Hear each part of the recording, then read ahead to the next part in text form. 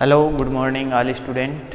आज की जो क्लास है अपनी उसमें अपन डिस्कस करेंगे manufacturing of ammonium sulphate and urea.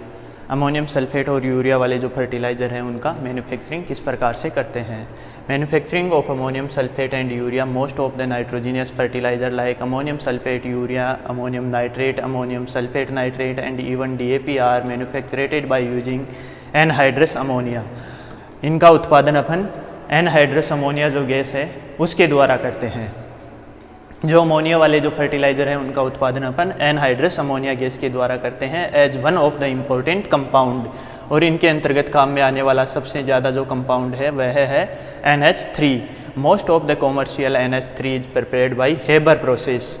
NH3 का जो प्रोडक्शन होता है वह हेबर प्रोसेस के द्वारा किया जाता है, हेबर विधि के द्वारा किया जाता है by the fixation of atmospheric nitrogen means of H2।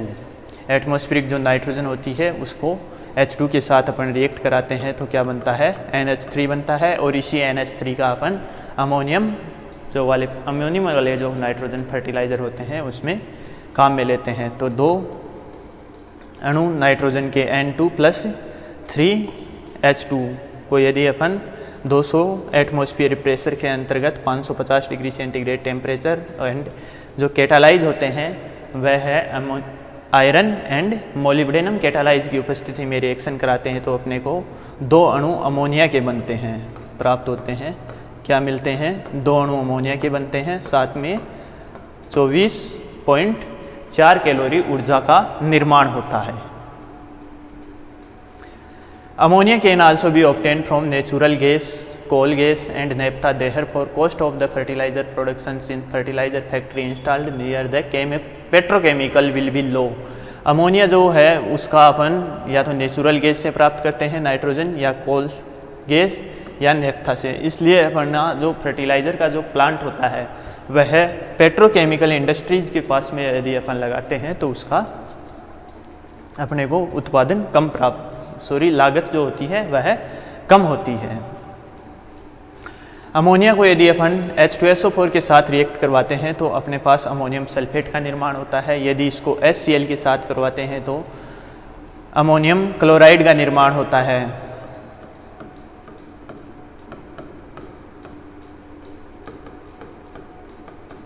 Ammonium sulphate, ammonium chloride, ammonium nitrate, urea और mono ammonium phosphate and di ammonium phosphate fertiliser, ये सारे के सारे अपने को अमोनिया से रिएक्शन कराने के बाद में प्राप्त होते हैं। Thus hence NH3 is cheap compound for most of the nitrogen fertiliser. इसलिए अपन कह सकते हैं कि मोस्टली जो नाइट्रोजन फर्टिलाइज़र है उनके लिए ज़्यादातर काम में आने वाला जो कंपाउंड है वह है NH3 ammonia gas. Ammonium sulphate का प्रोडक्शन अपन 3 प्रकार से करते हैं। पहला H2SO4 की अमोनिया के H2SO4 के साथ क्रिया कराते हैं, दूसरी जिप्सम प्रोसेस के अंतर्गत और तीसरी बाई प्रोडक्ट के रूप में अपने को प्राप्त होता है। तो पहली रिएक्शन देखते हैं, ammonia with H2SO4। Ammonia react with H2SO4 giving ammonium sulphate the liquid and crystallised liquid is crystallised and crystal of ammonium sulphate is obtained. पहले अपने को लिक्विड फॉर्म में प्राप्त होती है, उसके बाद में अमोनियम सल्फेट को क्रिस्टल फॉर्म में प्राप्त किया जाता है। दो अणु यदि अमोनिया की अपन H2SO4 के साथ क्रिया करवाते हैं तो अपने को अमोनियम सल्फेट जो फर्टिलाइज़र है वह प्राप्त होता है। अमोनियम सल्फेट फर्टिलाइज़र प्राप्त होता है since the sulphur use in sulphuric acid is to be important source of H2SO4 become costlier and gypsum is a cheaper source of sulphur is used in gypsum process. यदि अपन H2SO4 वाला जो sulphur काम में लेते हैं ammonium sulphate को बनाने के अंतर्गत तो उसमें क्या होता है, अपने को ज़्यादातर इंपोर्ट करना पड़ता है, आयात करना पड़ता है, इसलिए यह क्या है, कॉस्टली है। इसके स्थान पर अपन क्या कर सकते हैं, सस्ता जो सोर्स है अमोनियम सल्फेट बनाने का वह काम में ले सकते हैं, जैसे जिप्सम उसके स्थान पर अल्टरनेटिव सोर्स के रूप में अपन काम में ले सकते हैं। Gypsum process, The main raw material required in gypsum process is NH3, pulverized gypsum, CO2 and water. NH3 obtained by Haber process. Gypsum process के अंतर्गत रॉ मटेरियल है अमोनिया, जिप्सम, साथ में CO2 एंड वाटर। अमोनिया का उत्पादन जो होता है वह हेबर प्रोसेस वाली जो अमोनिया होती है उसका अपन काम में लेते हैं। This NH3 when react with CO2 give ammonium carbonate NH4 whole twice CO3। Ammonium carbonate का उत्पादन होता है। The ground gypsum when react with NH4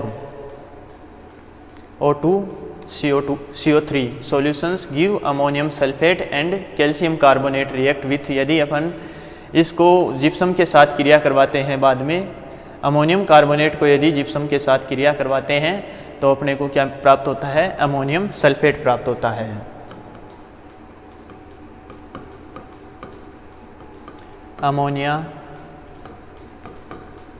ammonium carbonate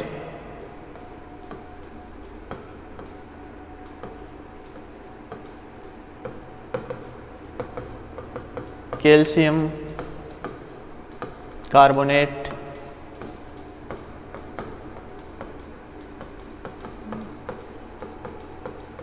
ammonium sulphate,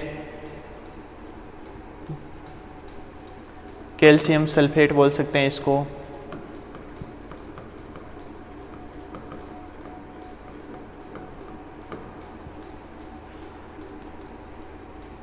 इस प्रोसेस के अंतर्गत अपने को अमोनिया की क्रिया H2O और CO2 के साथ करवाते हैं तो अमोनियम कार्बोनेट मिलता है। अमोनियम कार्बोनेट की क्रिया यदि CaSO4 के साथ अपन करवाते हैं तो अमोनियम सल्फेट और कैल्शियम कार्बोनेट का निर्माण होता है।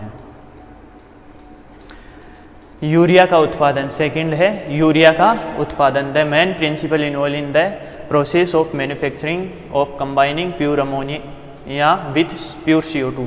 इसमें अपन क्या करते हैं? अमोनिया को CO2 के साथ रिएक्ट करवाते हैं। अमोनिया को CO2 गैस के साथ रिएक्ट कराते हैं। The removing one molecule of H2O from the resulting of NH2 COO NH4 from urea. ये बाई प्रोडक्ट इंटरमीडिएट उत्पाद के रूप में अपने को प्राप्त होता है NH2 COO NH4। यदि इसकी क्रिया अपन इसको आगे देखते हैं इसकी प्रोसेस, तो इससे अपने को प्राप्त होता है NH2CO NH2। ये क्या है? यूरिया है। इससे यदि वन मॉलिक्यूल ऑफ H2O का एक मॉलिक्यूल को रिमूव करते हैं तो अपने को यूरिया प्राप्त होती है। The CO2 and NH3 are allotted in react in the liquid phase under the graded evaluated pressure and temperature in the presence of suitable catalyst, and this process requires high specialized equipment। यदि अपन CO2 और NH3 को reactor के अंतर्गत high pressure and high temperature के अंतर्गत inject करवाते हैं suitable catalyse की उपस्थिति में, तो ये रिएक्शन होती है।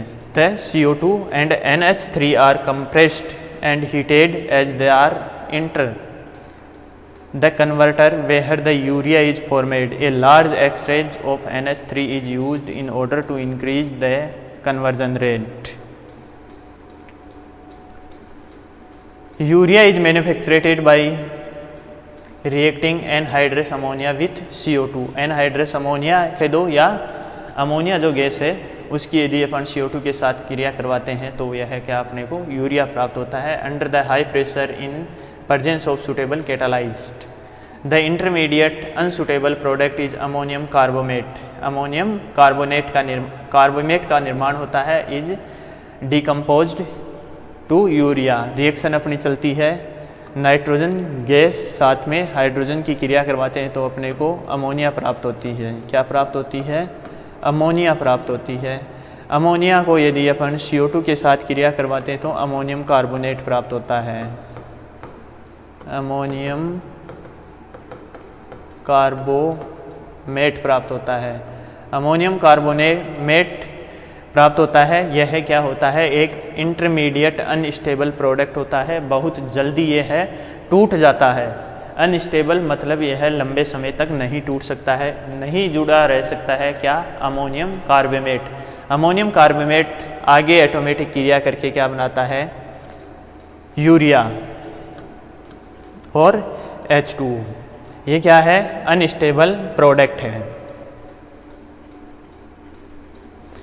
The unreact NH3 and CO2 are removed by means of the evaporator still and are then recycle। यदि इस प्रोसेस के अंतर्गत कुछ मात्रा के अंतर्गत NH3 अमोनिया और CO2 जो गैस रह जाती है उसका पुनः रिसाइकिल रिएक्टर के अंतर्गत किया जाता है। The urea solution is pump to the crystalliser where cooling and crystallisation take place. जो यूरिया का सॉल्यूशन होता है उसको बाद में किसमें? क्रिस्टलाइजर जो पंप होता है उसमें ठंडा किया जाता है और उसको क्रिस्टलाइजेशन जो ठोस अवस्था होती है उसके अंतर्गत बदला जाता है। The urea crystals are centrifugal and dried. जो यूरिया के जो क्रिस्टल होते हैं वह सेंट्रीफ्यूगल और ड्रायर मेथड के द्वारा अपने को प्राप्त होते हैं। The unstable intermediate product is decomposed and urea is recovered. जो अपने को अनस्टेबल इंटरमीडिएट प्रोडक्ट जो था अमोनियम कार्बोनेट उससे क्या करते हैं?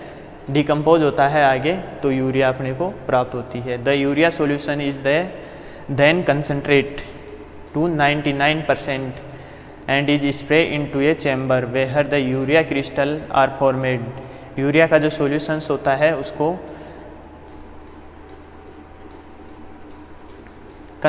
यूरिया सॉल्यूशन का जो कंसनट्रेट होता है उसको अपने को एक चैम्बर के अंतर्गत क्या करना पड़ता है? उसका स्प्रे करना पड़ता है। इससे क्या बनते हैं? यूरिया के जो दाने होते हैं, पिलेट्स होते हैं, उनका निर्माण होता है। During the preparations of urea biuret is formed where is harmful. Urea का जो निर्माण होता है वहाँ पे क्या बनता है? एक बायोयूरेट कंपाउंड भी बनता है। यह बायोयूरेट कंपाउंड जो होता है यूरिया के दो अणु जो होते हैं आपस में चिपक जाने के कारण, हाई टेम्परेचर और हाई प्रेशर में आपस में चिपक जाने के कारण क्या होता है? बायोयूरेट का निर्माण होता है। This biuret is formed when 2 molecule of urea are reacting eliminating NH3। और इनसे क्या निकलता है? एक NH3 का अणु बाहर निकल जाता है। Urea NH2 CO NH2 NH2 CO NH2। Urea का एक अणु, दूसरा अणु NH2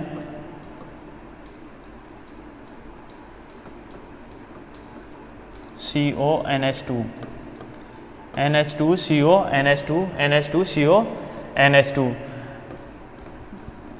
इसका एक हाइड्रोजन और एक नाइट्रोजन और इसके 2 हाइड्रोजन परमाणु रिएक्ट करके क्या बनाते हैं? अमोनिया बना देते हैं।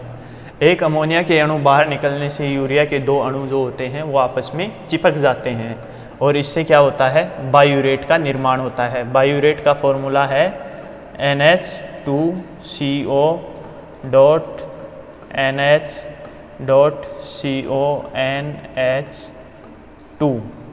अपन बोले तो दो जो अमोनिया के अणु है, दो जो यूरिया के अणु है उनमें से एक अमोनिया का अणु बाहर निकलने पर क्या बनता है?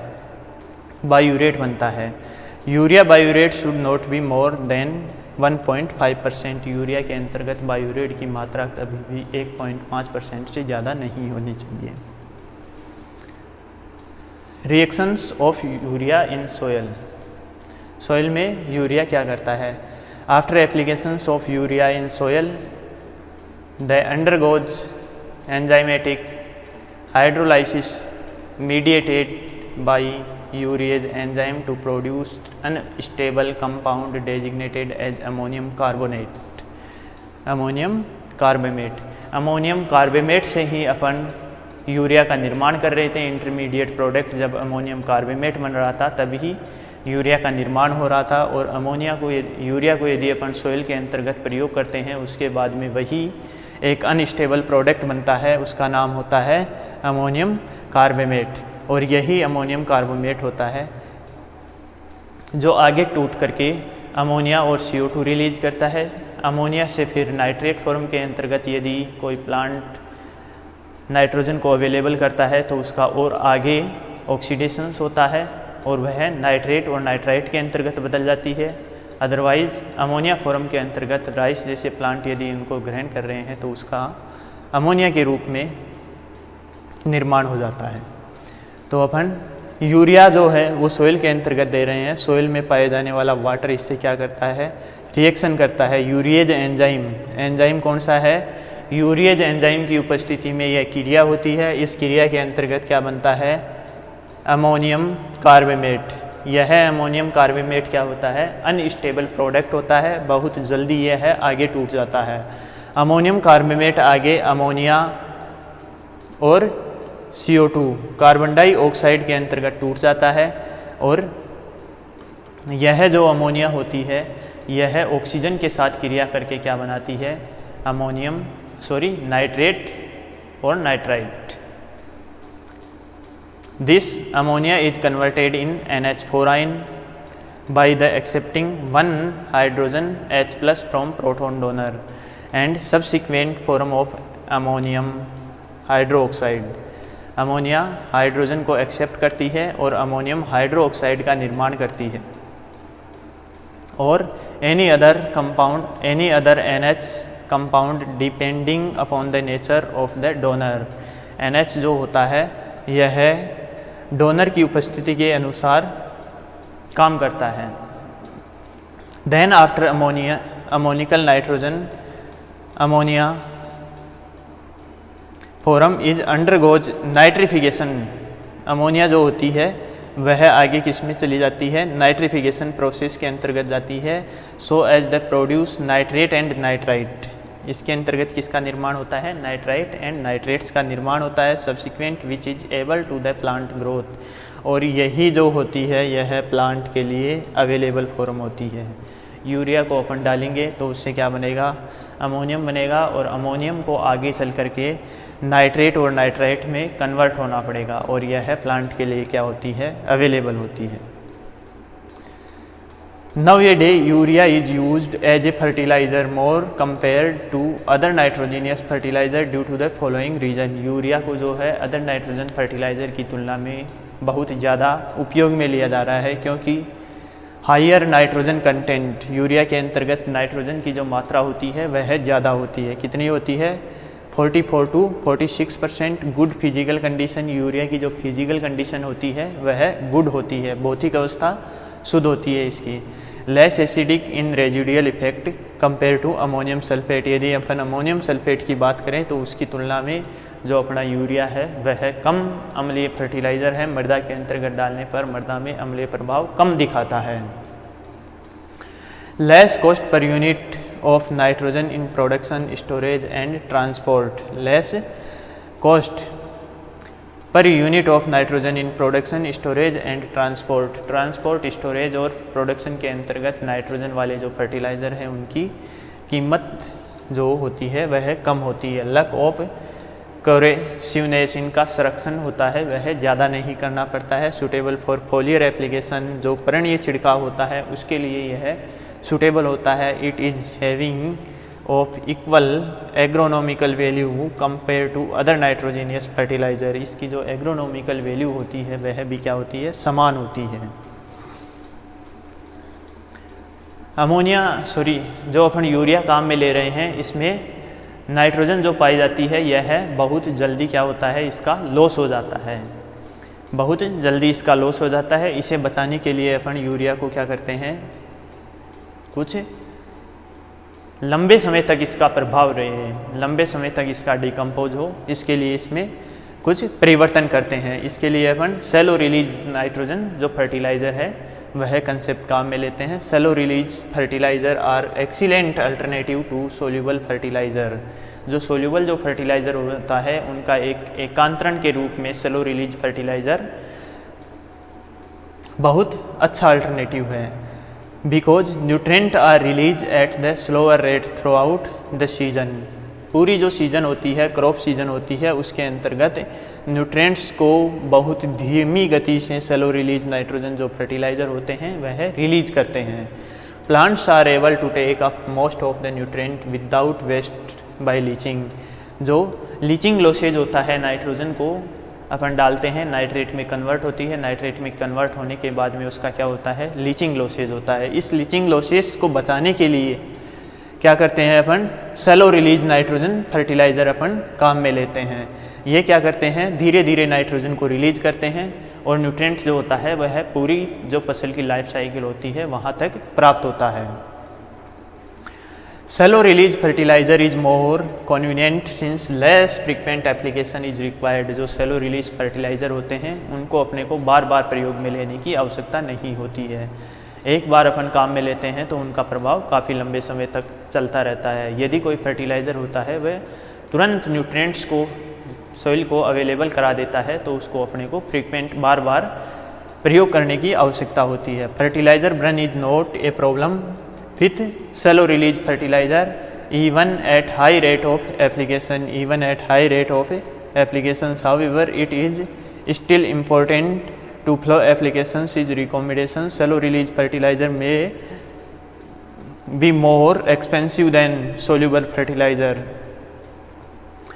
Shallow release जो फर्टिलाइज़र होते हैं उनकी कई बार क्या होता है, कॉस्ट बहुत ज़्यादा आती है, बट इनके जो बेनिफिट्स होते हैं फसल के लिए वह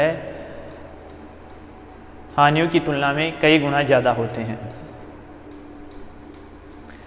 Types of shallow release fertilizer. Shallow release fertilizer are generally categorized in one of the several groups based on the process by which the nutrient are released. Application rate vary with different types and brand. Recommendations listed on the fertilizer level. Pellets, pelletized जो fertiliser होते हैं वो जिनका दानों के अंतर्गत निर्माण होता है। One types of slow release fertiliser are consist of alternatively insoluble nutrient in pelletized form. As the pellet size increase, the time take for the fertilizer to break down by microbial actions is also increase. Pellets के रूप में अपन nitrogen वाले जो fertiliser होते हैं उनको दानों के रूप में काम में लेते हैं, तो ये क्या कराते हैं, न्यूट्रिएंट्स को अनसोल्यूबल फॉर्म के अंतर्गत ले जाते हैं और काफ़ी लंबे समय में जाकर के ये क्या करते हैं, घुलते हैं, जिससे टाइम जो होता है उसकी इंक्रीज होती है। और माइक्रोबियल जो एक्शन होता है, ब्रेकडाउन का जो माइक्रोबियल एक्शंस होता है वह भी इंक्रीज होता है। जो फर्टिलाइज़र 2 दिन के अंतर्गत ब्रेकडाउन हो रहा है माइक्रोबियल ऑर्गेनिज्म के द्वारा, तो वह 4 दिन के अंतर्गत होगा।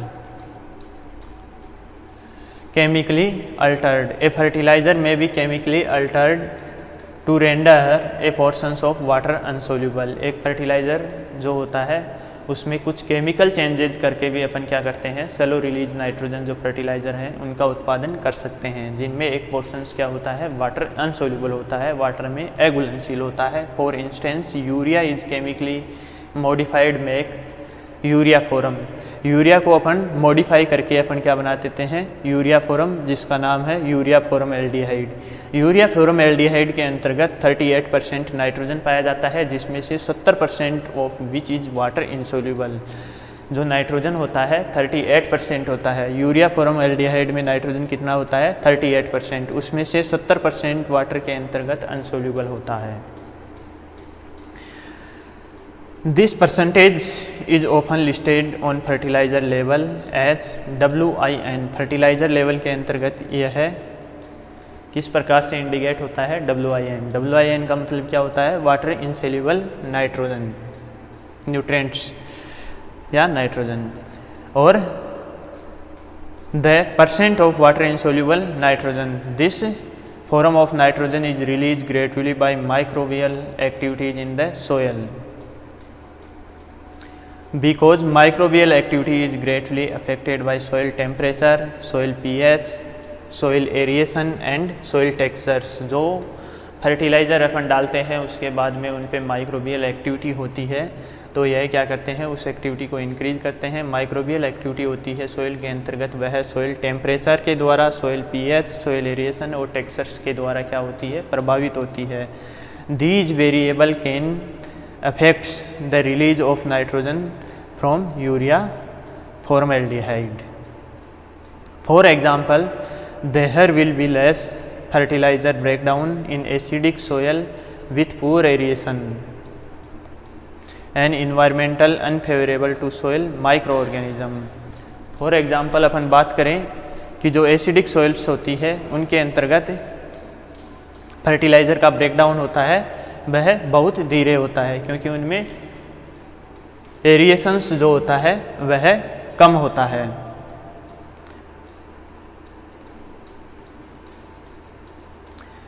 इसके बाद में आगे है आइसोब्यूटाइलिडीन डाईयूरिया।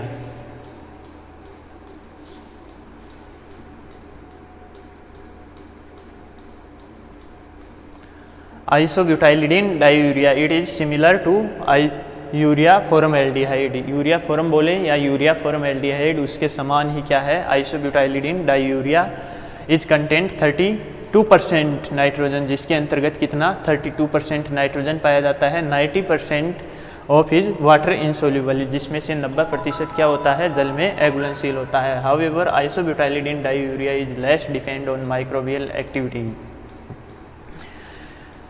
आइसोब्यूटाइलिडीन डाईयूरिया जो होता है वह माइक्रोबियल एक्टिविटी के ऊपर डिपेंड कम होता है यूरिया फॉर्मएल्डिहाइड की तुलना में। Nitrogen is release when soil moisture is adequate, और आइसोब्यूटाइलिडीन डाईयूरिया नाइट्रोजन में पाए जाने वाली नाइट्रोजन तब अवेलेबल होती है जब सोइल मॉइस्चर पर्याप्त मात्रा में होता है। Breakdown is increase in acidic soil, इसलिए आइसोब्यूटाइलिडीन जो डाईयूरिया है उसका ब्रेकडाउन एसिडिक सोइल्स के अंतर्गत ज़्यादा होता है। आगे 4th नंबर पर जो है फर्टिलाइज़र सेलो रिलीज नाइट्रोजन जो फर्टिलाइज़र हैं उनमें है कोटेड बेरीज फर्टिलाइज़र। कंट्रोल्ड और slow release fertiliser are broadly divided into uncoated और coated products.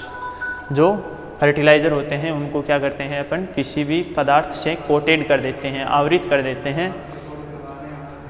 Unquoted product really on inherent physical characteristics such as low solubility for their slow release. यदि कोई fertiliser है उसकी solubility कम है और धीरे वह न्यूट्रिएंट्स अवेलेबल करा रहा है तो उसको अनकोटेड के अंतर्गत भी अपन रख सकते हैं।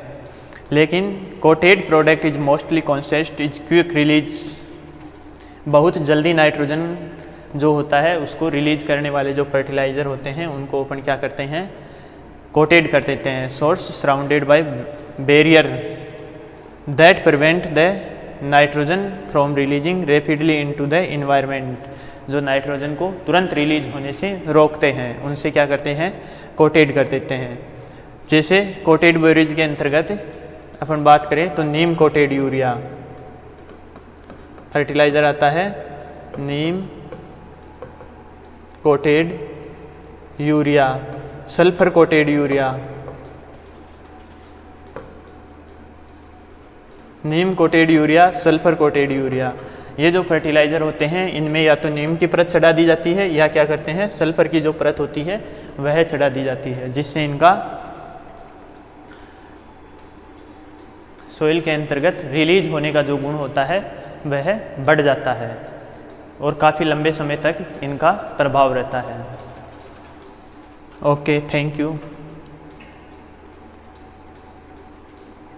आगे की क्लास में